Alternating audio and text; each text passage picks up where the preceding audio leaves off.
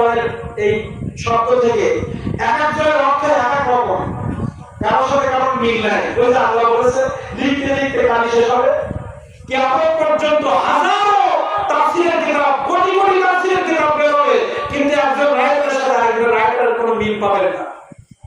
1500 বছর আগে যে তাফসীরগুলো হয়েছে এখন তাফসীরের সাথে মিল নাই, কিন্তু ব্যাখ্যা ঠিক আছে। কি আছে? ব্যাখ্যা ঠিক আছে। এই জিনিস শুধুমাত্র সূরা ফাতিহা ব্যাখ্যা করেছে ইবনে কাসির কমপক্ষে 100 থেকে 150 পেজ, তাও সংক্ষেপ বেশি আনতে পারে না। এত ইবনে কাসির জালালাইন আছে, মারিফুল কোরআন আছে, আছে না? তাফসীরে মারিফুল কোরআন আছে না? জালালাইন আছে না? ইবনে কাসির আছে, তাফসীরে কাশফ আছে, আছে না? সব তাফসীর এখন মনে আসবে না। এই যে তাফসীরগুলো সব তো ব্যাপক ব্যাপক লেখা, শুধু বাংলায় লেখা করেছে 13-14 ঘন্টা লিখেছে ইবনে কাসির।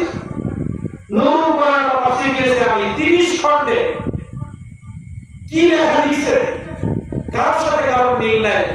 এই কোরআন মাজিদ যেটা বলছিলাম, আপনি ফজর বলতেছেন, ফজর কেন? আপনি যদি গলা ভালো থাকে এখানে হাজার হাজার আলেম আসবে, একান্তরে একান্তভাবে ব্যাখ্যা করবে, কি আমাদের মাঠ সম্পর্কে এরা বস হয়ে যাবে, কিন্তু কোনো বক্তার কোনো বক্তার মিল হবে না।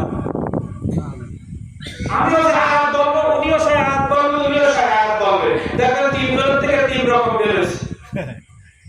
এইভাবে বাংলাদেশের আলেমরা এগুলো ওয়াজ করবে, কিয়ামত হয়ে যাবে, আপনাদের ওই তারাই থাকবেন, আমরা বলতে থাকবো কিয়ামতের মাঠ ভিতরে ব্যাখ্যা করবেন।